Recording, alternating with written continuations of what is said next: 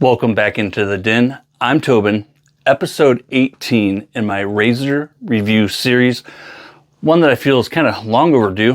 2.5 years ago, I received the artifact for review. I was actually looking and I've used it in 7 different outdoor shave videos. I'll attach a few of those in the description below, including my unboxing of the razor when I originally received it from Phoenix Artisan Accoutrements for review. It quickly became one of my favorite razors. One, because of the way it looks. It is just so unique and it's a damn fine shaver. I get an amazing shave from it every time that I use it. It is a razor that I genuinely enjoy using. I like looking at it. There's nothing else like it in my den, and I don't think there will ever be anything quite like it ever in my den again. It is based on the vintage razor called the Evermoist. I'll talk about that a little bit more at the end of the video and how practical I feel that part of the razor is. But let's get into it, following the same format that I've used in the previous 17 videos. That format is laid out thoroughly in episode 1, maybe a little too thorough, and then a little bit more in episode 2.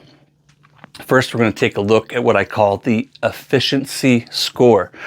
With it, mostly looking at the blade gap and the exposure, the trifecta: blade gap, exposure, and angle. The blade gap on this one is really small.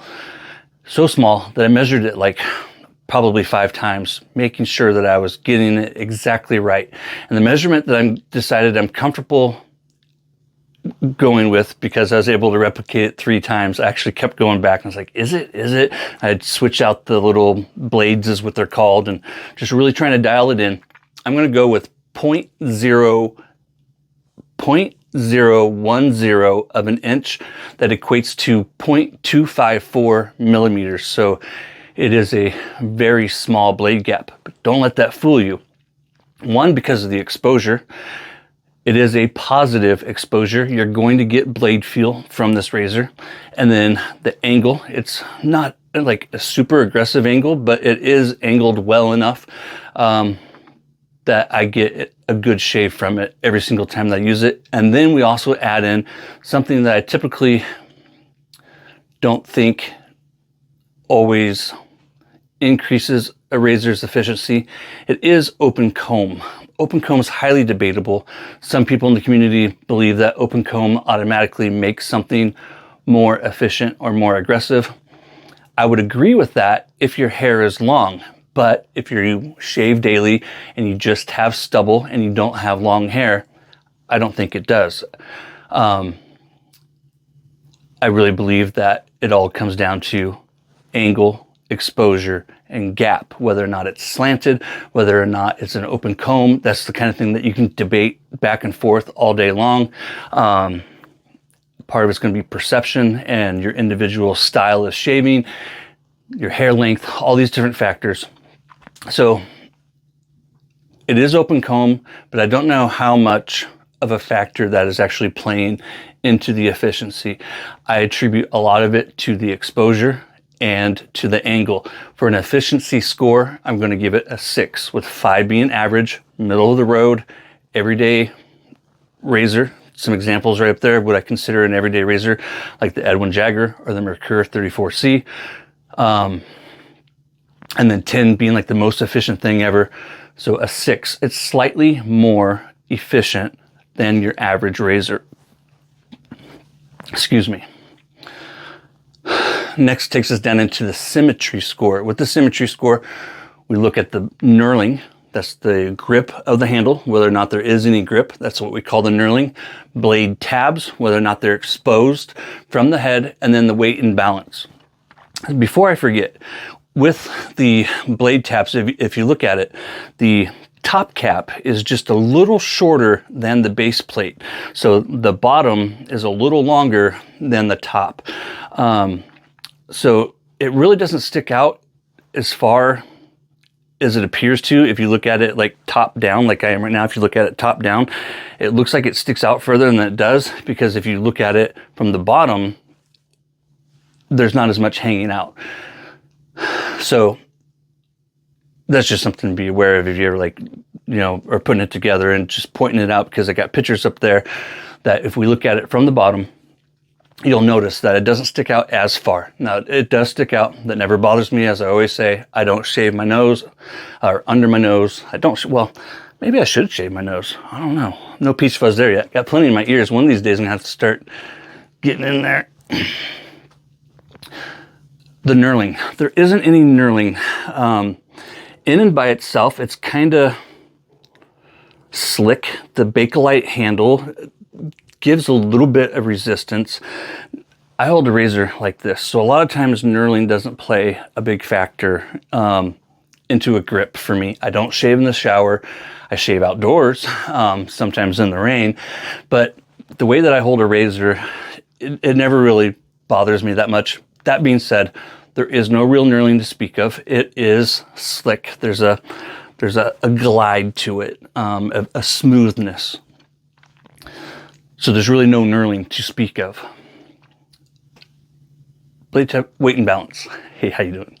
The balance is perfect. So you want the balance to be right about where you're going to hold it, which is up here at the bendy part of the head. I always have trouble doing this on video. It's right where you want it to be, though. I assure you, that's one thing that you can always count on with Phoenix Artisan Accoutrements, is that Douglas puts a lot of thought and effort into the, there we go, into the weight and balance of a razor. So for a Symmetry Score, I'm just going to give this one a 5, with 5 being average, and 10 being like the best score ever. So it's just average. There's no real grip to speak of, although I don't feel like it's slippery, because there is kind of a, it's not tacky, but it's just not as slick as you might think, even though it lacks it. I don't know. I don't ever feel like it's a slippery handle. I don't know why. I just attribute it to the natural Bakelite, maybe some of this nubbery that he has going on here. Move along, Tobin. Move along. Tolerance score, blade alignment, and chatter. So we're looking at how well the blade gets clamped into the head. The blade alignment is absolutely perfect with this razor. I never worry about the alignment. I put it together and I'm ready to go. I don't ever have to sit there and fiddle with it. And because of that, the tolerances on this razor are super tight. I've never noticed any chatter. I feel like the blade is clamped in there extremely well for a tolerance score, giving it a 9. Next, that moves us down into what I call permanence score, durability and construction materials. So with the construction materials, what we're looking at is a Bakelite handle, a Bakelite bottom piece, so that comb is Bakelite, and then the top piece is brass coated with 24 karat gold. While Bakelite isn't the strongest material ever made, I do feel like Bakelite is a durable material that, like with all our razors, if you just treat it well, it should outlive you. Now, that being said, it's still Bakelite, which is one of the earliest forms of plastic, in case you don't know. It's a very vintage, classic, rarely used plastic anymore these days, but it's a ton of fun in razors and adds like an aesthetic appeal to this razor. So for a permanence score, because it is Bakelite, if it was stainless steel or something more durable, I would give it a higher score. I do feel like it's made extremely well. Part of that is because you're not just putting the metal thread into a Bakelite handle. He does have this collar here, so you are going metal on metal, not metal on plastic for the threads. So it is metal to metal. So because of that, I'm going to give the permanence score a 6, 5 being average. I do feel like this is made better than a lot of the razors on the market today, but because it's Bakelite, it's not as indestructible or as durable as what some are. Friendliness to new wet shavers. Everything that we just talked about, plus price. The razor currently retails for $49.95. That also gets you a total of 10 platinum strangelet blades. If you're familiar with my content, these are one of my favorite blades.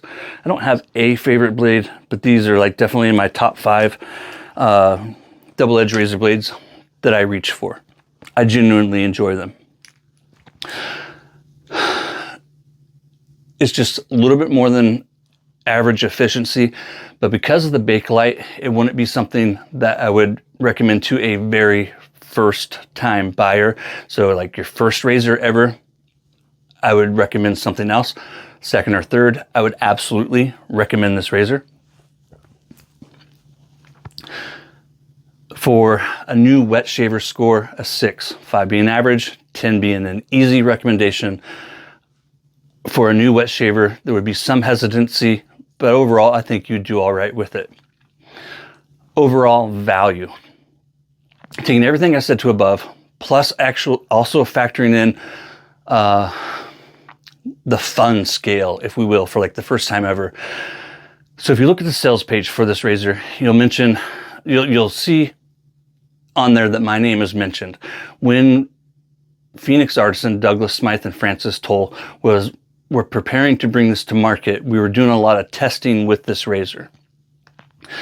The vintage Evermoist, long story short, trying to stay on point, the vintage Evermoist was a razor that was marketed that if you dipped it in water, I think, if I recall correctly, they even advertised it that you didn't need any soap, that you could just shave. And that was like mostly referring to ladies, because a lot of it was marketed directly to ladies. There's not a lot of information about this razor on the internet today. That can be said about a lot of these old razors. They're just forgotten to time. And when you get lucky, you stumble upon one, but finding any printed information that still exists is hard to do. And the vintage Evermoist is one of those razors. So the gimmick was that you would dip it into water, and then with these holes at the bottom, that the water would slowly trickle out. Now this razor does work like that. And what I found to be best is like when I'm on my outdoor shaves, if you have a sink and you like using your sink for filling up with water and rinsing your razor, that would be perfect. Or you can have just a bowl sitting next to you, and the bowl being full of water. You would dip your razor into it, apply your lather. The water is going to get trapped in between the bottom plate and the bottom of the blade, and as you bring it to your face, it's going to slowly trickle out through those holes. That does work. Now, does it improve the shave? Not that I've ever noticed. But coming back to that fun scale, it's a ton of fun because no other razor does that. No other razor in my den does that. And it's like if you set it in there in between passes, you apply your lather, you do your first shave, your first pass, apply your lather, do your second pass. It does work to a certain degree with the moisture, coming down your face. I don't think it improves the shave in any way. I really don't. But I really think it just makes it fun and unique. It's not something that, the only time I ever really use that part of it is when I'm on my outdoor shaves. And the reason why that is because I use my bowl. If you see my outdoor videos, I set my razor in between passes in my bowl to rinse, and that's how I rinse because I don't have running water. But like when I'm home, that's not at all how I do it. I just use it like I would a regular razor. But it's just another little gimmick, like what I talked about in my last video, the Rambles, Rants, and Razors, episode 29.